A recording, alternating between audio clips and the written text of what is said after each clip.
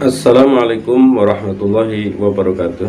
Sahabat-sahabat yang dirahmati Allah, sahabat-sahabat yang beriman, semoga dalam lindungan Allah Subhanahu wa taala.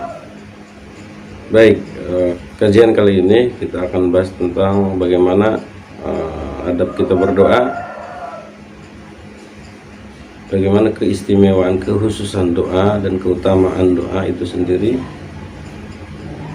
dan ayat-ayat Al-Quran yang menjelaskan tentang doa ataupun hadis yang menjelaskan tentang doa. Jadi doa itu adalah ibadah. Kenapa dibilang ibadah? Karena ini merupakan perintah Allah, ud'uni astajib lakum, doalah kalian maka aku akan jawab, kata Allah. Berarti ud'u ini adalah kalimat perintah, perintah untuk berdoa. Bahkan kalau orang tidak berdoa dianggap maksiat. Maka bukan hanya doa ketika kita sedang susah saja, mengalami prihatin, kepahitan hidup, kita lantas baru berdoa. Bukan. Bahkan justru lebih bagus lagi ketika kita berdoa saat kita senang, saat kita gembira, suka. Nanti Allah akan mengabulkan saat kita dalam kesempitan. Tiada kata selain doa. Jelas di Al-Quran ini kan, wa idza sa'alaka ibadi anni fa inni qarib ujibu da'wata da'i dada'an falyastajibu li wal yu'minu bi la'allahum yarshudun. Jadi Allah itu dekat sekali. Nah, saking dekatnya ketika berdoa dengan suara pelan pun maka Allah paham. Apalagi dengan speaker. Nah, apalagi doa itu di saat-saat berjamaah, ketika kaum muslimin kumpul di majlis zikir, di halaqah, di semaan Quran, di khatmil Quran, itu sangat mustajab. Jelas kata Rasul, ad-du'a'u mustajabun fi majlis zikir wa inda khatmil Quran. Kata fil hisnil hasid, doa itu akan mustajab ketika di suatu halaqah zikir, majlis zikir apa saja, dan ketika dihatamkan Quran. Maka ada majlis semaan Quran yang pendirinya adalah Kusmik ya, Hamim Jazuli. Nah, ini majlis semaan Quran. Jadi ketika doa di majlis zikir dan semaan Quran, hataman Quran, sangat mustajab. Soalnya kalau orang tidak berdoa kepada Allah, maka Allah sangat murka, maka Allah sangat benci sekali kepada orang tersebut. Kalau doa itu harus yakin dikabulnya, harus yakin diterimanya, mungkinun bil ijabah. Jangan ragu. Ya, karena doa itu adalah ibadah, dan ibadah itu la yakunu fa'iluha mahruman minas shawab. Jadi orang yang berdoa itu ya tidak terhalang mendapatkan pahala. Artinya dia mendapatkan pahala karena doa itu adalah ibadah. Maka doa, mendoakan orang yang tidak hadir alias gaib, ya, mendoakan saudara kita semoga diberikan kesehatan, afiat, semoga diberikan kesembuhan, semoga diampunkan segala kesalahannya. Mendoakan orang yang tidak hadir, tidak nampak, itu lebih cepat diijabahnya.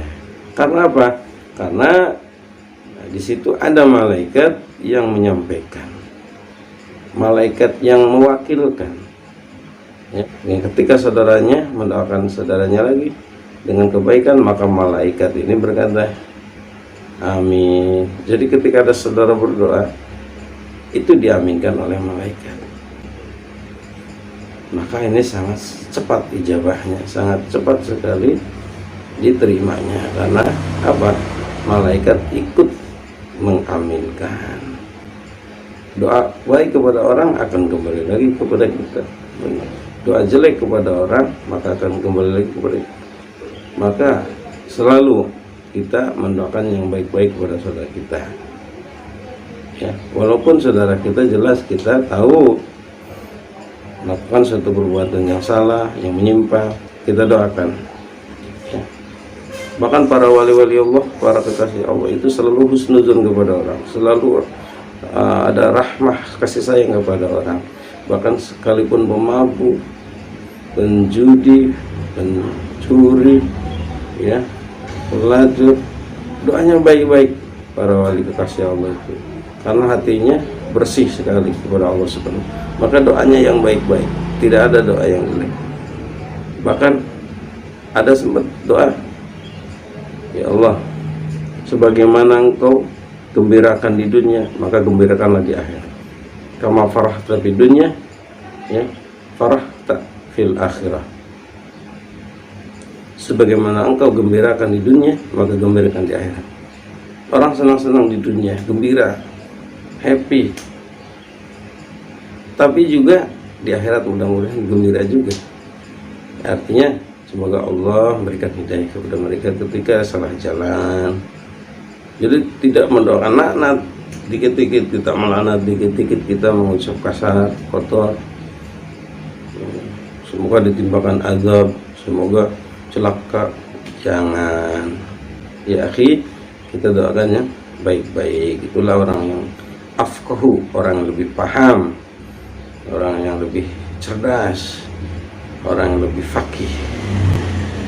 Doa-doa itu ada adab-adabnya, ada syarat-syaratnya. Tidak mungkin diijabah kecuali dengan adab dan syarat. La yustajabu doa illa biha, kecuali dengan syarat ataupun adab.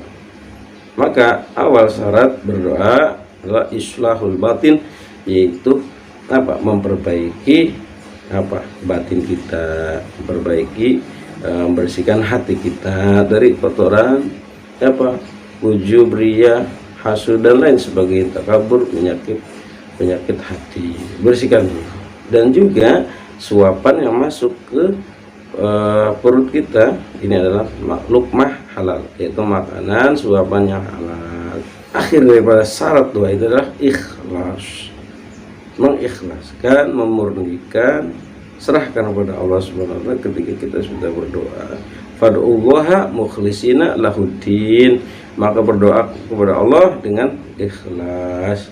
Dan wa hudurul qalbi, yaitu hatinya hadir, ya, meyakini akan diijabah. Berdoa hanya kepada Allah.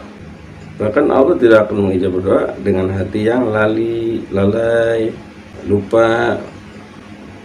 Harus membiasakan kita khudu, meratap, merenung, tenang, ya, yakin. Nah itu. Jadi jangan sampai lali, maka sayang doanya tidak diijabah. Dan jangan kali-kali doa tapi kamu masih sering melakukan maksiat. Jadi kata Nabi ini, ahmakun nas man yatamanna taubah wa musir al maksiat. Jadi sekumprung-kumprungnya orang, kumprung apa? Sejahat-jahatnya orang, sejelek-jeleknya orang, semelanggar-melanggarannya orang tentang syariat itu orang yang berharap tobat, tapi dia masih menetapi apa? Maksiat, masih doyan, masih senang. Mudah-mudahan Allah memberikan taufik kepada kita untuk bisa menjaga kita apa daripada maksiat, dan supaya kita terus berdoa dan doa kita diijabah oleh Allah. Mudah-mudahan ada manfaatnya. Wallahul muwaffiq ila aqwamit thoriq. Assalamualaikum warahmatullahi wabarakatuh.